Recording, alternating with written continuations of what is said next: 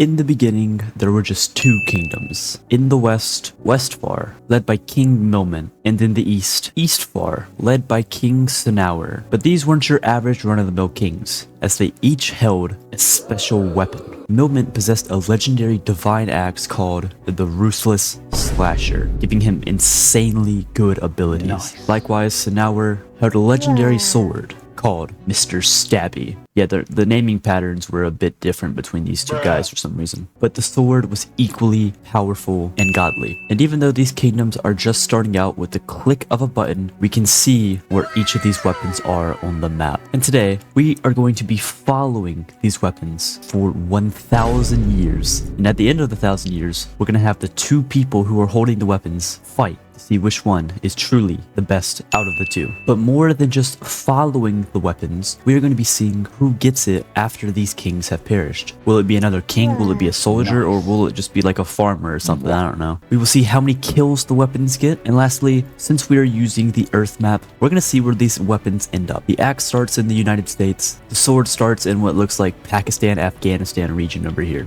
This video is going to be exciting. So without further ado, let's get right into it. These first couple of years are probably going to be a little bit boring as there's only two kingdoms with just around 100 people each. I mean, yeah, these kingdoms are so weak at the point that not even the strongest person is a human yet. So I don't really think that there's a lot to see right now. So I say we take some time to let these kingdoms expand before we really dive deep into anything. So I'm going to simulate to year 250, which is a quarter of a way to our goal of year 1000. And obviously you'll be able to see the two weapons on the map at any given time. So I'll see you guys then.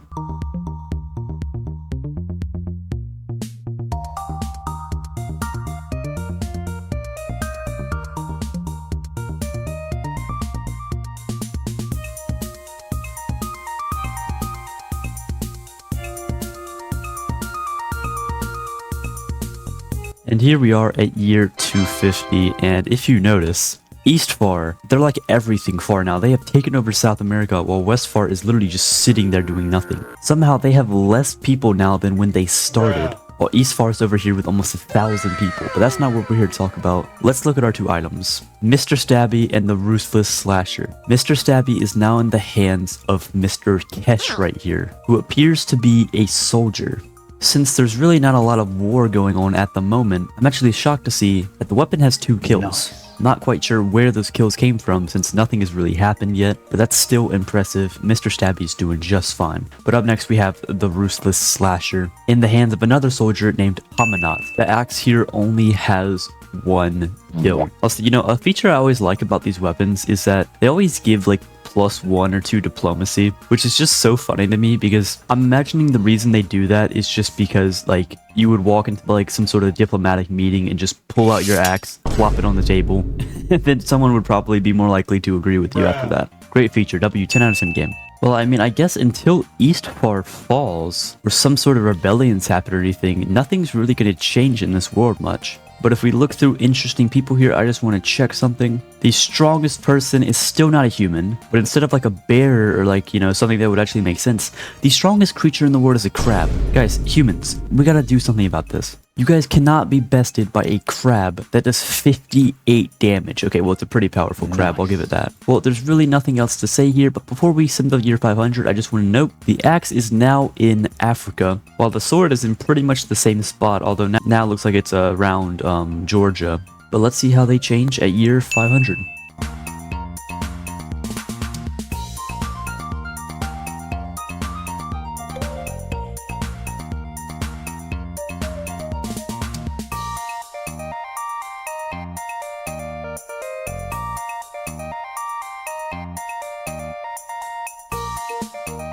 And here we are at year 500, and this map has just gone to crap. A lot, and I mean a lot, has changed. First of all, Eastfar is gone. It seems as soon as I click unpause, the entire empire blew up. But I think the most shocking thing here is that Westfar got exiled to Australia. No, seriously, like, look. The capital of Westfar, Odessa, I mean, it's literally Australia. And then at some point, they declared war and took back the mainland, but they just kept the capital in Australia. So now they're Westfar, even though they're literally about as far east as it gets. Whatever. And the rest of these kingdoms are all normal, but that's not what you guys want to see. Let's see the weapons. Mr. Stabby, interestingly enough, is now smack dab in the middle of America, almost exactly where the axe started. And the axe is now in Germany, it looks like, maybe Poland. But let's check what these guys have been up to, because there has been a lot of war.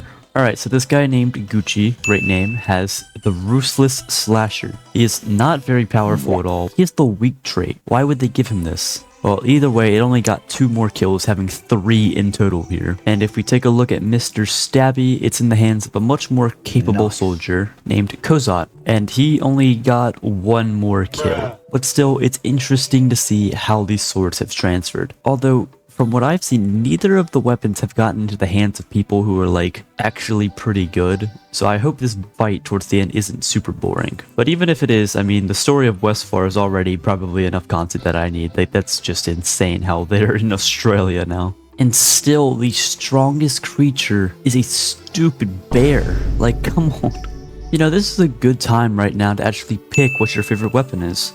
Sure, yeah, the Ruthless Slasher has a cool name and all that, yada yada yada. But Mr. Stabby, now that's where it's at. I'm a through and through Mr. Stabby fan. But with that said, once again, no more time to dilly nor dally. So I say we head to year 750, 3/4 of the way there. And let's see if these weapons can actually get in the hands of, you know, anyone good.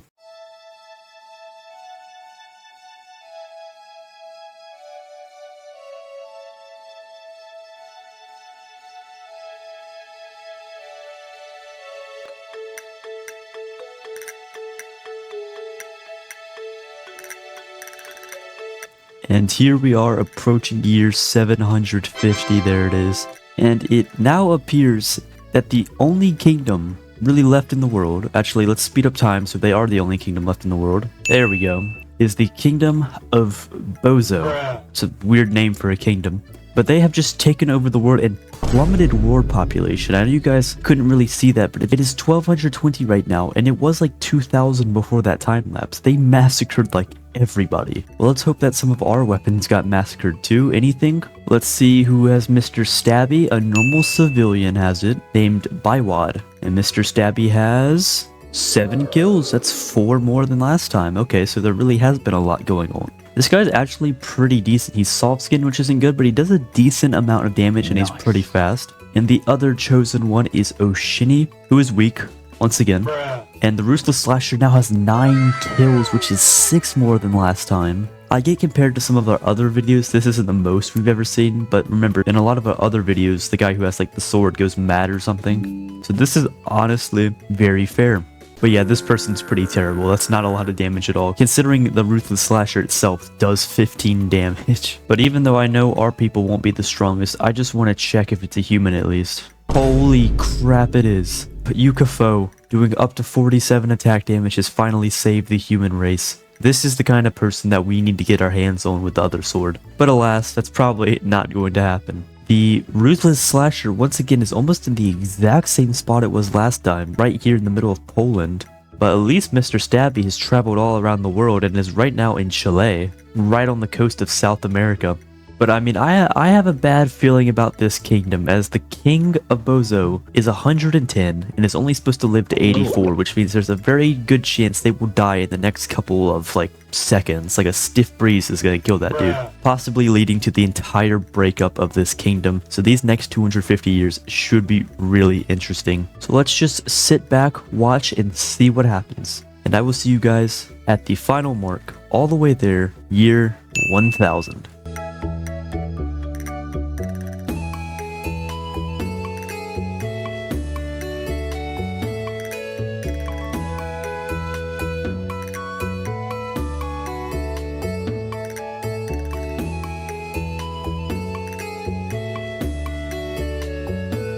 And year 1000, and the world has been conquered by someone else now, the Desasso Empire. And Soroba, up here in in Siberia. I probably wouldn't want to live here. But once again, as soon as I click unpause, the whole world went to hell. All the kingdoms started fighting, and these guys came out on top. They now ruled the world. But what about our two guys? We have Mr. Stabby up here in Russia, kind of near Moscow, where that area would be. And the Ruthless Slasher has finally moved to smack dab in the middle of China. But let's look who has Mr. Stabby. This guy, a Kogi. He is holding Mr. Stabby. He's actually decently powerful, doing up to 33 damage, which isn't bad. Decent amounts of speed, good diplomacy, probably from this right here. Actually, the sword itself gives 5 diplomacy. Jeez. I think he's a worthy challenger. And by the way, Mr. Stabby was able to accumulate 10 kills over this challenge. That's not bad at all, considering this sword was, you know, just randomly put among different people the entire time. But what about the Ruthless Slasher? It's currently in the hands of a man named Doshir, who is weak. Why does everyone who holds the Slasher appear to be weak? Anyway, he only does up to 16 damage, but he is pretty fast too. Not as much diplomacy, probably because of his weakness. But looking at the Slasher itself, 22 kills. This weapon was very involved in the wars that we saw. That's a lot. That's like 15 more than it was. Well, this fight's gonna be interesting. Let me put these guys in an arena to see what the ultimate weapon is gonna be. I'm gonna make the arena by destroying New Zealand. No one even will know. Like, half the maps of all time just don't have New Zealand on them. Like, literally, there's a subreddit for it, literally called Maps Without New Zealand, because New Zealand is forgotten that often. So I'm sure no one will mind.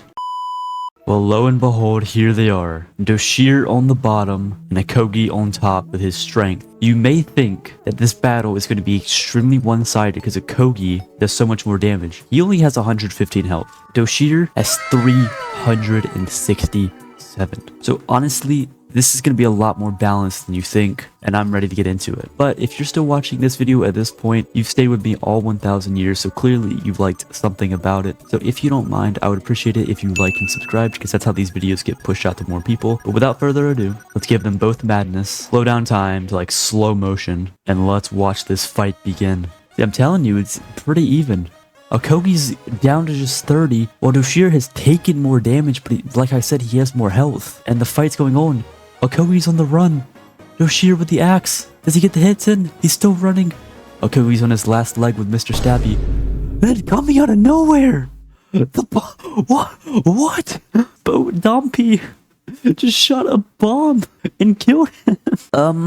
I don't know who won in that case. I was not expecting that at all. What a fantastic end to the video. What a weird turn of events. I do want to say, Doshir would have won anyway. He still has half his health. And Akigo was on his last leg anyway, but still, what a way to end it. He didn't actually let the Slasher get his 23rd kill. But with that, I think it's safe to say that the Ruthless Slasher was the ultimate weapon. We're gonna heal up Doshir here so he doesn't get bombed anymore. Ruthless Slasher finished with more kills. I did wish Mr. Stabby won though. But that's all for today, guys. If you guys have any other video ideas, just make sure to let me know down in the comments. But the best way to give me video suggestions is probably through my Discord. Links in the description to that too. And then I'll see you guys in the next one. Farewell.